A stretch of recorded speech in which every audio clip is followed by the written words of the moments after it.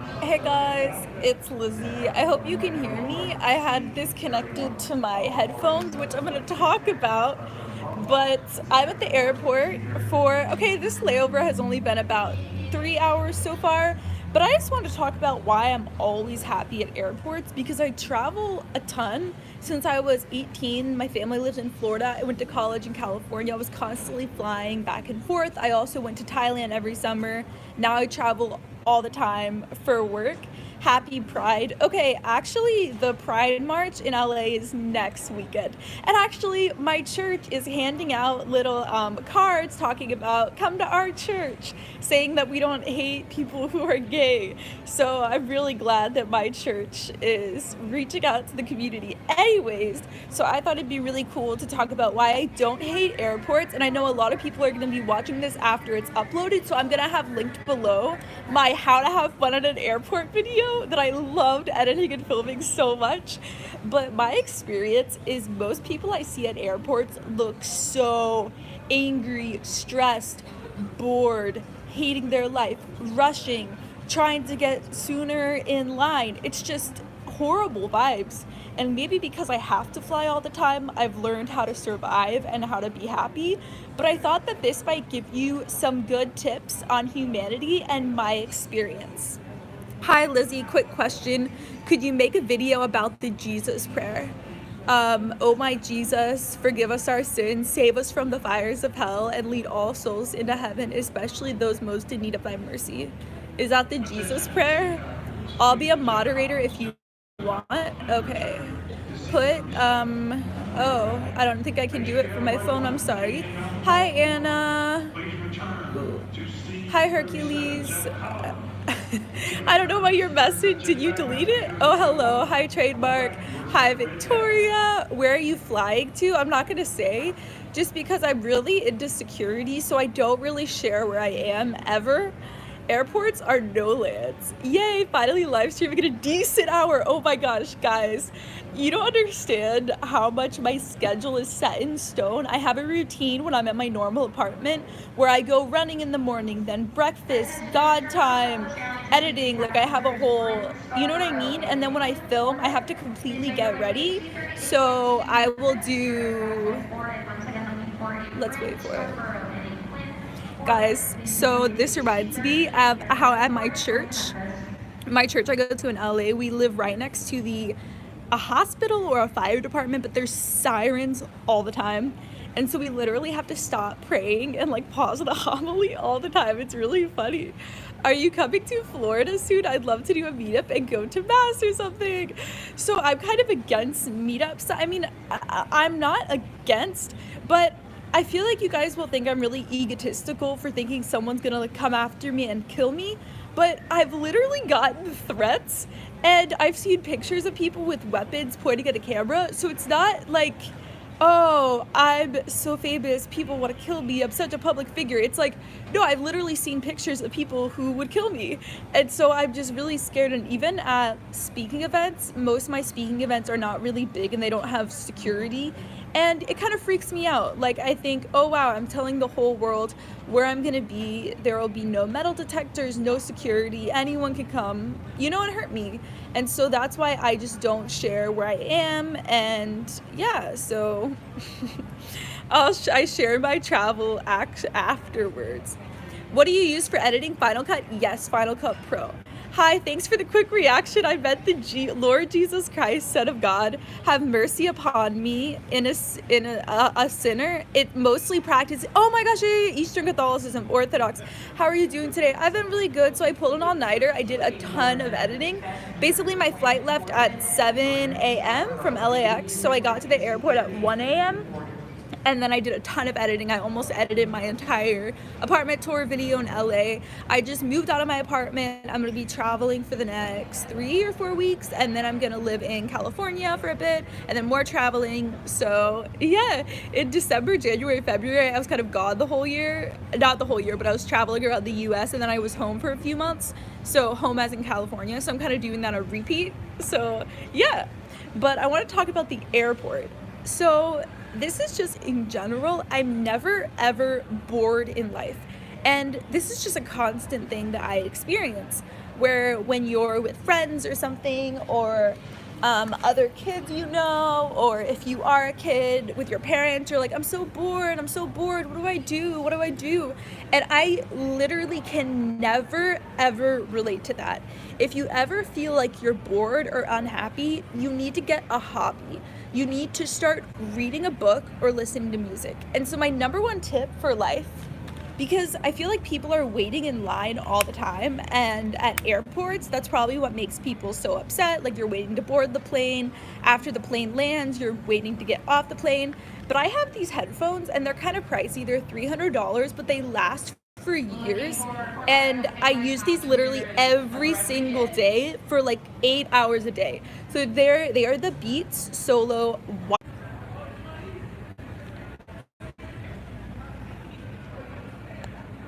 I told God that if I ended up getting scholarship money to get in, which I did get, I got full ride, I would always dedicate that time on the airplane flying from the East Coast to the West Coast to God and to pray the entire time. And so that stuck even after college. And so every single time I go into the airplane, I bring my Bible, I bring pens to annotate my Bible with, and that's my whole routine. So I read my Bible the entire time. I bring like my giant study Bible and I annotate it. And it's actually started so many conversations, and people start asking me about religion and Christianity, and they say they want to start going to church, or why do I believe in God? It completely changes their mind about Christianity because I have my Bible. And I also pray on the airplane for every single person and situation and interaction that I will have with the location that I am going to. Does that make sense? And now that I'm Catholic, I have a rosary in my purse. I have a rosary in my purse at all times.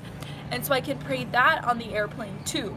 So I feel like being on an airplane is the most therapeutic, peaceful place. Bring a book, bring a Bible, just pray, listen to music, bring your headphones, and bring magazines. If you have all of that, there's literally zero reason for you to ever be unhappy, stressed, you know what I mean? And obviously if there's something going on in your life where you're really hurting from, that's completely different.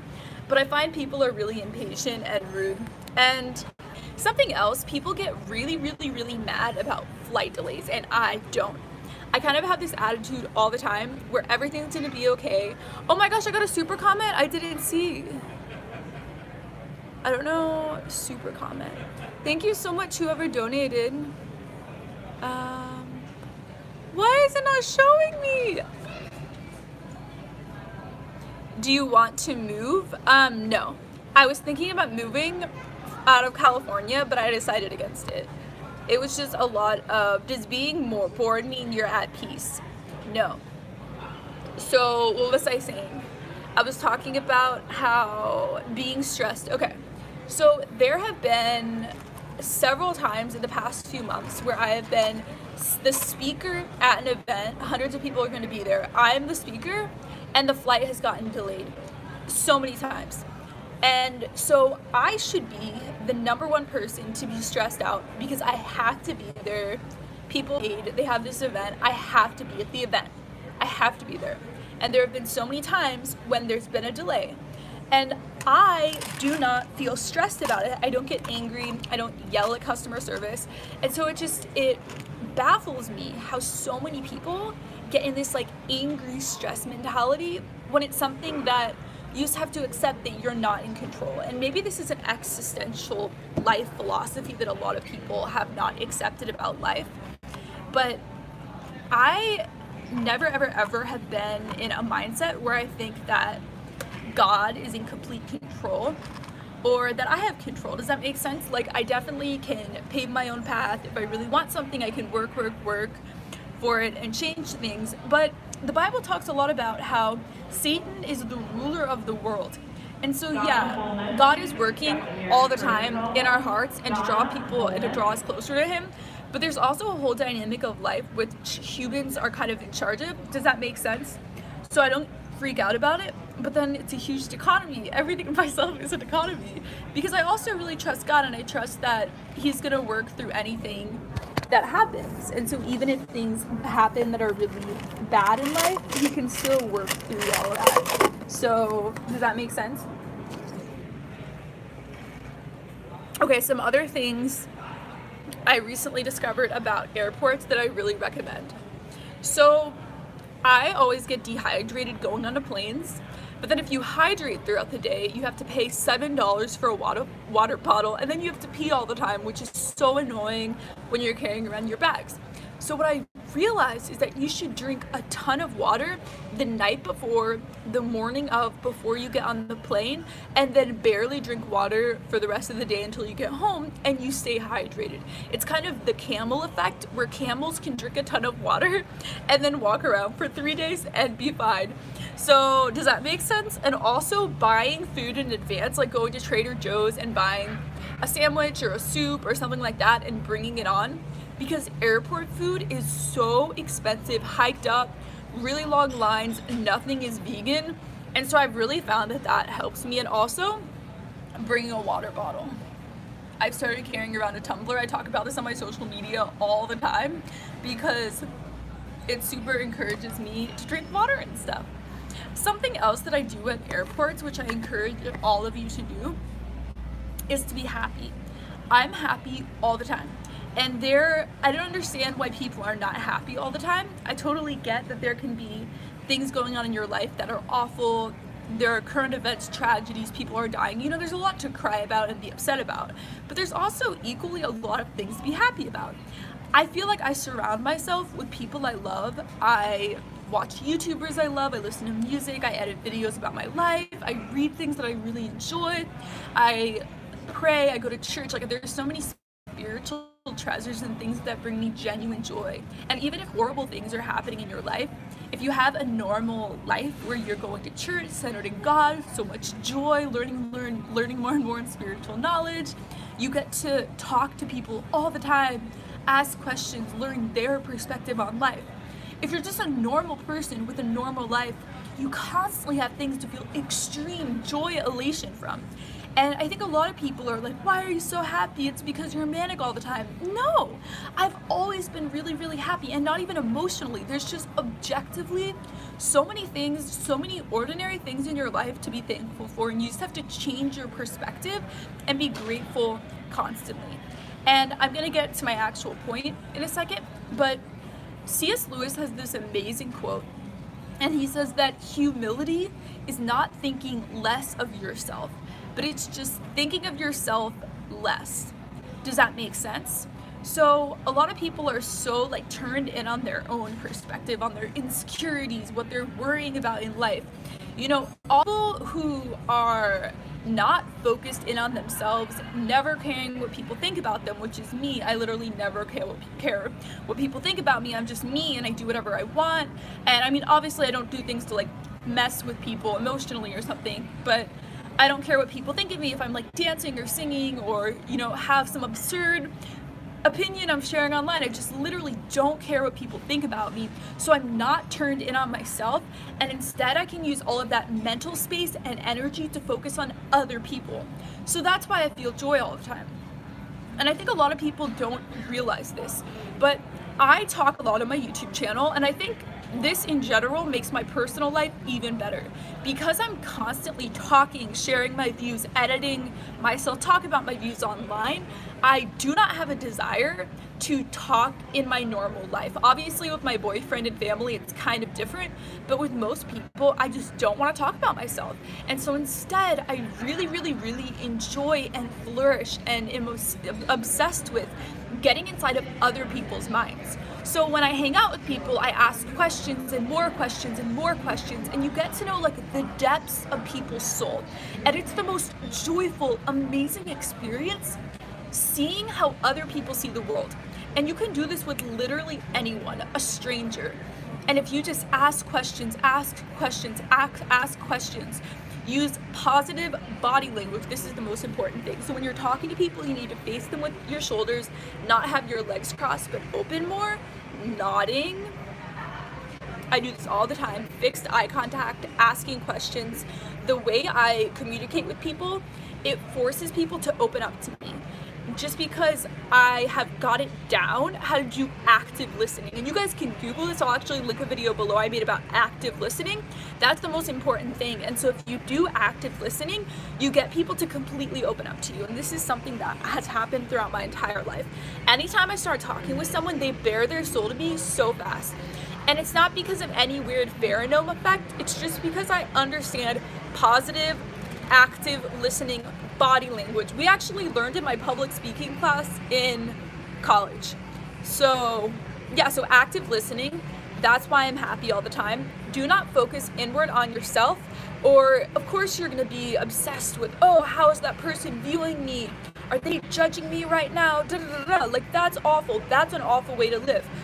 And also, being in the moment is really important.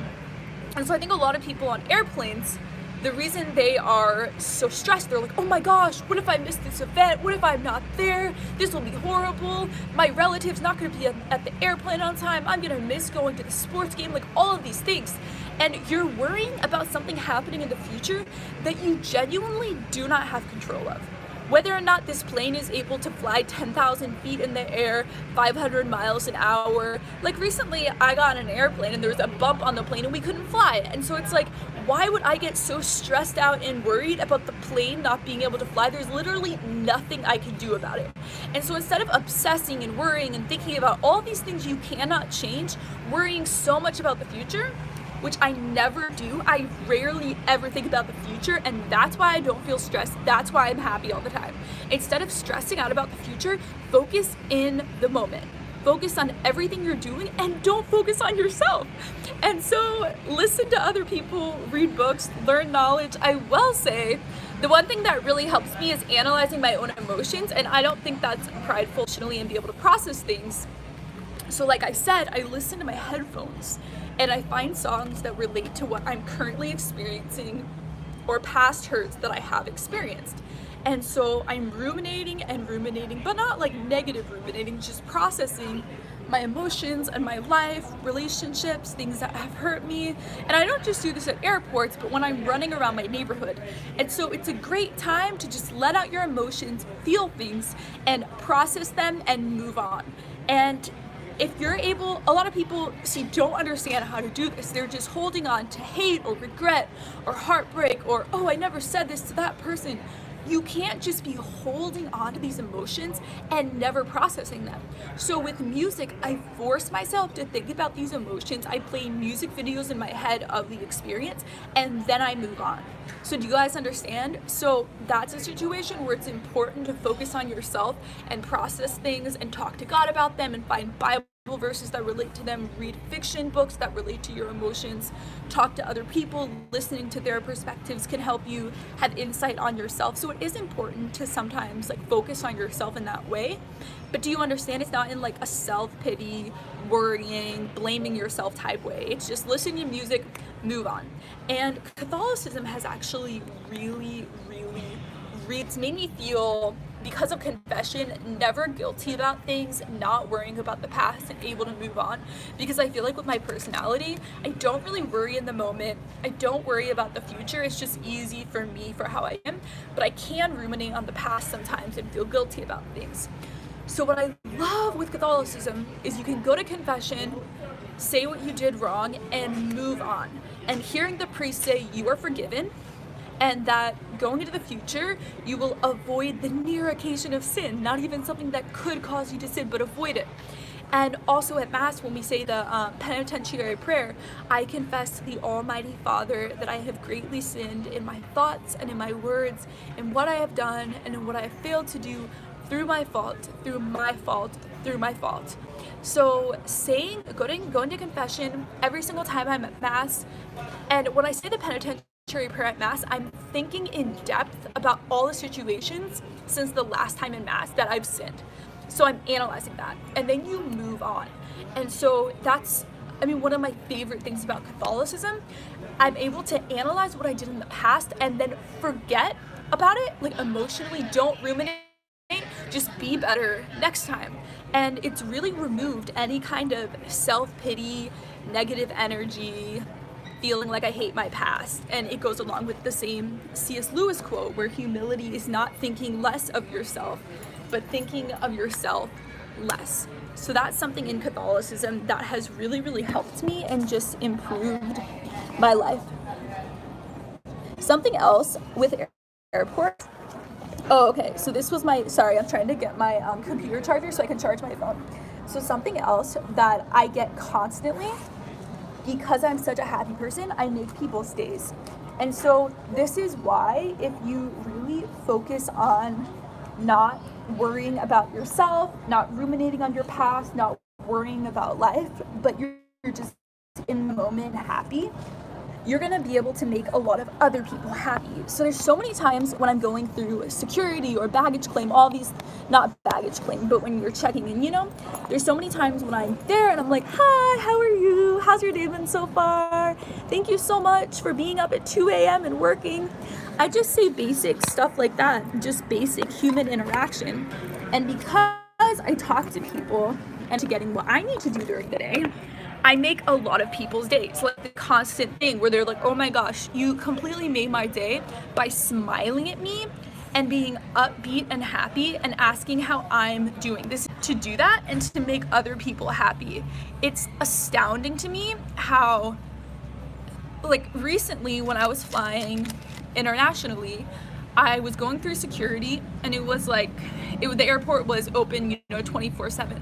And so I get there at like 9 a.m. I'm going through and I'm like, oh, how are you? They're just like checking my passport and my boarding pass, an interaction that should take 4 seconds. And within like 20 seconds of that interaction, I say, how long have you been working today? And he's like, I've been working since 4 a.m. And I'm like, oh my gosh, thank you for being awake right now. How are you? And he's like, you just made my day. For the past 5 hours, that one 20-second interaction made his day and made him so much happier. So all the time, or you will be miserable. So because I was able to get outside of myself and think, wow, here's this person who has not had a normal sleep schedule and probably never has a normal sleep schedule and is exhausted and is so integral in helping me get to my life and do what I love to do and what I'm passionate about, and make sure that there are not terrorists on the plane killing us. So many jobs throughout the day, so many service jobs, people are going above and beyond, working stressful jobs, hard hours, dealing with angry, stressed, ungrateful people. And so smiling at them and acknowledging them, it can literally make their day. Just a 20-second interaction by smiling, being encouraging, and asking, how long have you been working today? Thank you so much. This is something I do all the time because I think, for me especially, sleep is so important. And I always think it's good to just ask people like how long their shift has been, how they've been doing, and especially if anyone's working at night, just acknowledging that they're making a huge sacrifice by internally. And let me make sure my flight is not boarding. Let's see. So we're boarding at 5:20 p.m. right here. The customer service desk be tagged. Thank you. I barely ever do online checking. This is another thing. So I always fly Southwest most of the time just because I have a lot of points through them and they give you free bags, and I'm the least low maintenance person ever. I don't know how to fly with less clothes. But a lot of people in Southwest are obsessed with getting in line on time. And it literally doesn't matter the order you get on the plane. I think some people want to get an aisle seat or a window seat, but literally who cares? Like, to me, this is another tip on why I'm so happy at airplanes. I always bring my pillow. This is like 50% of why I'm happy at airports, because I can just sleep on my pillow. Like, I literally... Okay, and the other thing too is I have 2 pillowcases. So I have one over it that is like my gross airport pillowcase, and then underneath it I have another pillowcase. So I take this off and have my clean pillowcase for when I get to my desk. I wear spandex. Let me see. A spare pair of sweatpants. So I have spandex shorts under this. It's kind of hot because sometimes it's black or not. So those are my basic tips on how to have fun at an airport. Something else I always do, I always bring toothpaste, toothbrush, deodorant, perfume, because I feel like when you're walking around, you need more deodorant and you need to brush your teeth and stuff, and that makes it so much easier too. So I haven't been reading any of the comments, so I agree. I love airports. When are you coming to San Antonio, Texas? I would love to come to Texas because there's so many Catholics there, but I've never gotten an invitation from a church, so you guys need to get on it. I don't know what the deal is with you guys not inviting me to stuff. Okay, let's see. Does being bored mean you're at peace? You guys stopped commenting because I wasn't acknowledging any of the comments. I'm horrible. Hey Liz, Rose, hi Rose. Okay, hey Lizzie, we love you. I love you too. Thank you for being so genuine always. We may not agree on everything, but you have a good heart. You're smart and truly care. Thank you for being there for your subs. God bless you. God bless you too. Misha wrote me like a 7-paragraph email a couple of years ago, and I always remember it. So thank you for being so depth. Do you want to move? So I had a huge thing with my apartment recently where I got kicked out with, I had kind of 3.5 weeks notice, but I saw the text like 5 days or 4 days after it was sent because I was traveling, and then I only had 2 weeks once I got back to LA because I was traveling to figure out my life. And one of my friends who I was going to stay with kind of bailed last minute. So it's been very, very stressful, and I was kind of in this attitude where I was like, okay, I'm not gonna live in this apartment in this part of the city, which is right next to my church. Maybe I should just leave LA, move to the East Coast. Like I had so many, like I'm very, very impulsive. When things happen, I'm like, let's do this. But it's because of bipolar, where if I get manic, I make split-second impulsive decisions. So I've been kind of thinking more about it. And recently, this is so random, but recently I discovered the metro in LA. And as you guys know, I don't know if you guys know, but I don't have a car just because cars are expensive, and I don't need a car because I work from home. And in LA, there's a lot of public transportation. There's so many buses that go everywhere. Uber is so much cheaper compared to the rest of the country, and also I can walk everywhere. Just the part of LA I live in is very, very walkable. I lived in the most amazing area. So, but recently I discovered the metro, and whenever I would look on Google Maps of how to get places on the bus, I would always see the metro route, and I'd be like, no, that's so expensive, I don't want to go on the metro.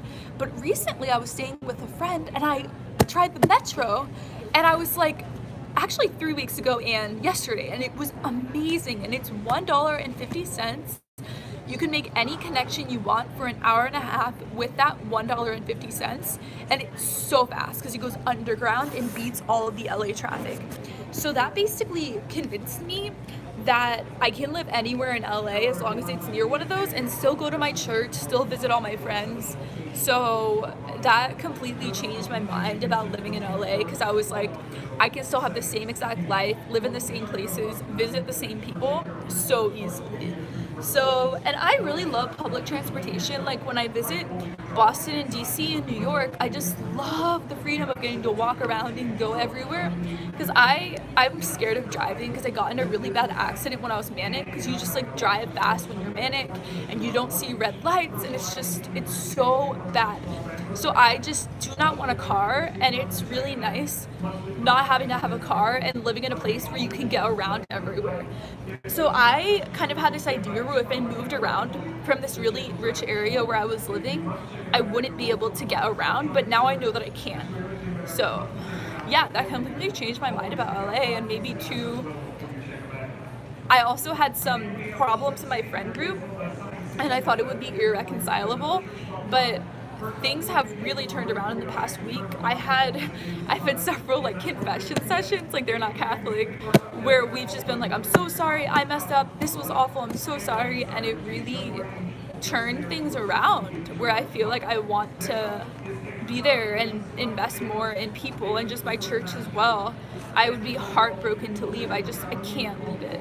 So I definitely want to stay longer, and I'm in a long distance relationship with my boyfriend, but I was thinking too, like a lot of people have been pressuring me, like family, like people I meet at conferences, like so many people to like get engaged and get married, and I don't want to. Like, I mean, I do in the future, but I just don't want to right now. And I feel like if I moved to the East Coast, it would just like speed up something that I don't want right now.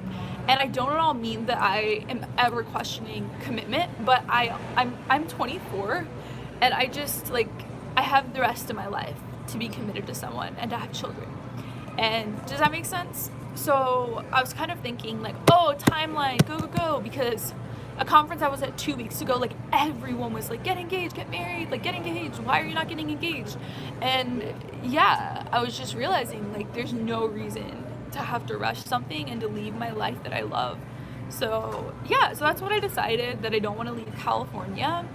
And I think I'm gonna travel in August, and maybe in September find new roommates and a place to live, and knowing that I can do public transit and not have to live anywhere in particular, it makes my life a lot easier, just because rent is so expensive. And that was one of my things too with wanting to move somewhere different, just because I don't like burning all my money in rent. So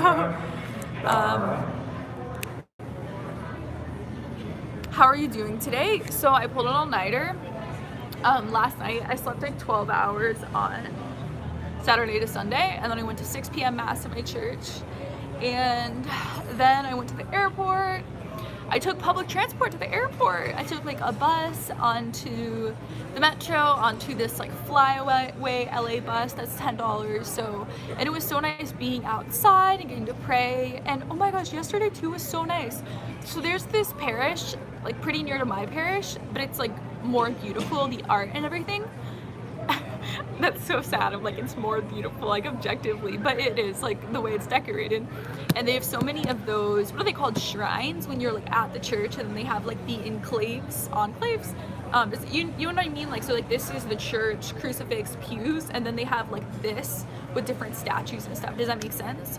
So you can like kneel before them, not worshiping the statues, not praying to them, but you ask them to pray for you. And actually one of my friends like a few weeks ago was telling me that pray, the word and connotations of the word pray, oh, the people are boarding for my flight. I'm good though. So the connotations of the word pray completely changed from Old English and meant talking, and that was way different than the word we use for pray now. Does that make sense? So the word pray, like praying to saints, it was so obvious like 200 years ago that obviously you're not worshiping them, but now it kind of seems sketchy. Anyways, but my point is, you can go to the statue, you kind of kneel before them, and you ask the person to like pray for you intensely for different people in your life. And so I went around and did that, and there was St. Patrick, so I like hung out with him for a while, and I asked him to just pray for all my friends in Ireland and everyone there, and it made me so happy because I feel like St. Patrick isn't a big deal here at all. And then I went to the like Blessed Sacrament, like the place where the Blessed Sacrament is hanging out, like in the side chapel. Does that make sense? So I went there, and there were kind of like pane glass windows of all the rosary mysteries, and so you could just like look at them and pray the rosary. You didn't have to memorize what they are, because I don't have all of them memorized yet.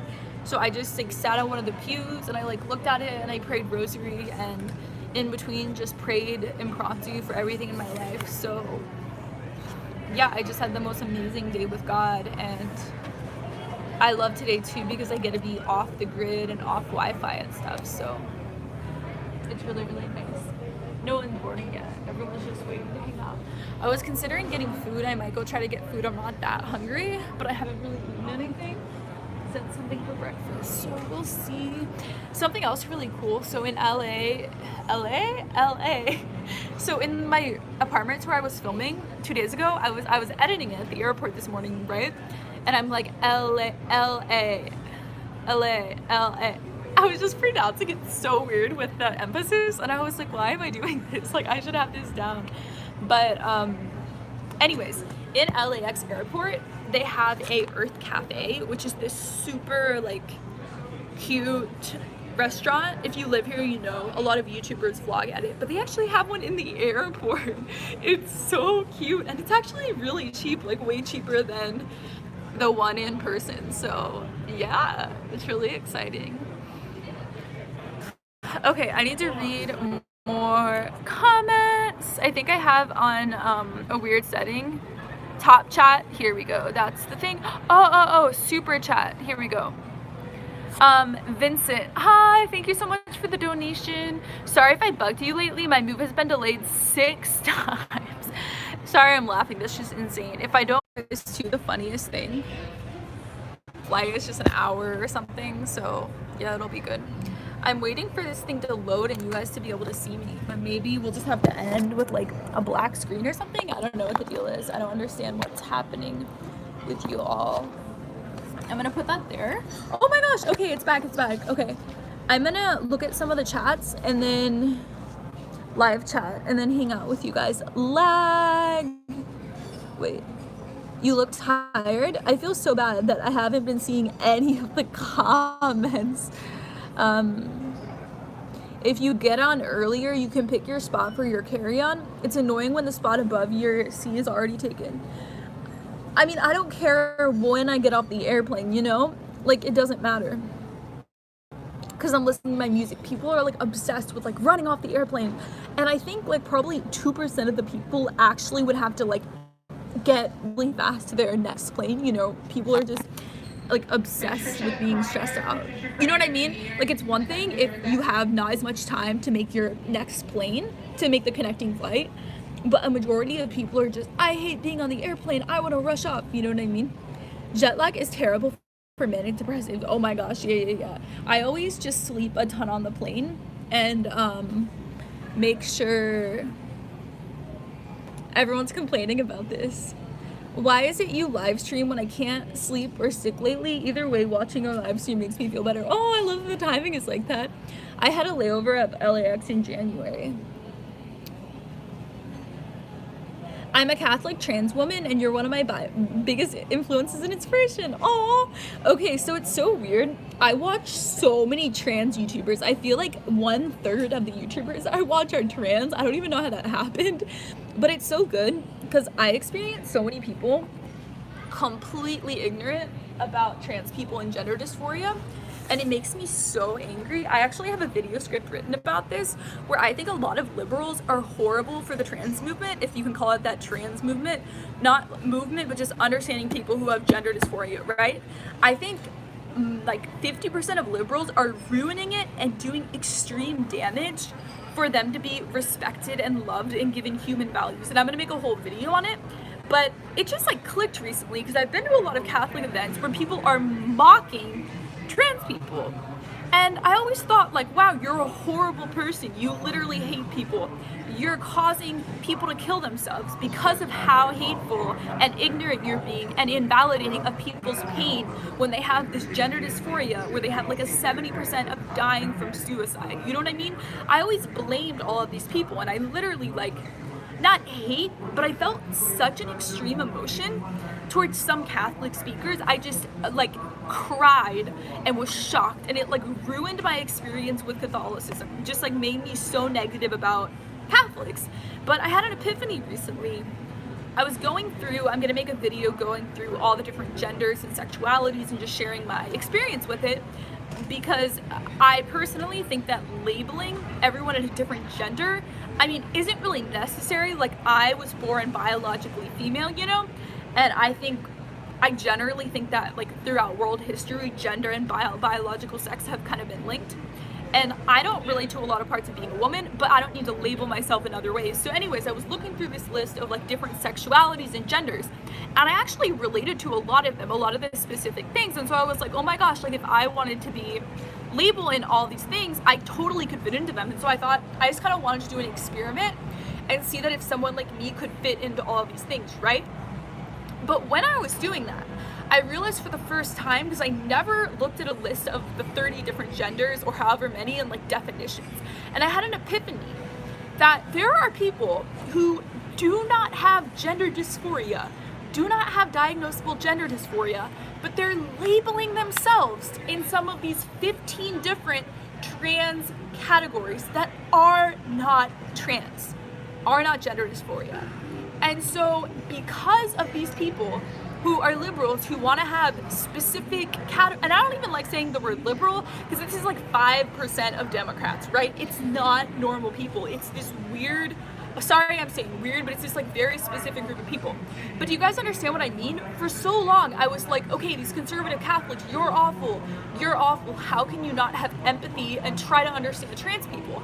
But I realized that there are so many people in like the LGBT group. Patrick Coffin made a whole video, I'll link it below, on how it's so weird that gender dysphoria trans people got linked in with gay and bi. Does that make sense? With like people who have different sexualities. Like there's literally no connection between them. They're totally separate issues. You're born with it, whatever. But that's been linked together with people with gender dysphoria. You're so beautiful with that makeup. Thank you. I've been going through a no makeup phase, and I usually do makeups for live streams and stuff, but obviously right now I can't. So see, 37, let's make sure I don't miss my plane. I've missed so many planes because I'm at the gate and don't realize it's boarding. So I think I'm good. And I'm not gonna sleep on this flight. It's like an hour, so I'll be fine. But my first flight was really long. What was I saying? Okay. So liberals are bad for the trans movement because people who don't watch a lot of trans YouTubers, like I said, a third of the YouTubers I watch are trans. So since like probably 2016 or something, I don't know, 2015, I just find trans YouTube channels and I find it interesting just to learn more because it's, 0.6% of the population. I'll probably never have a friend who's trans. So it's just interesting to me because it's just a whole different perspective. And that's what I was saying earlier, where I'm really fascinated and find so much joy in learning other people's perspectives. Anyway, so I had this idea that most people do not watch trans YouTubers and don't understand gender dysphoria, haven't researched. And so because of that, what they're seeing is all of these people being like, these are different facets of trans, these are different facets of relating to your gender. And that has zero relation to diagnosed gender dysphoria.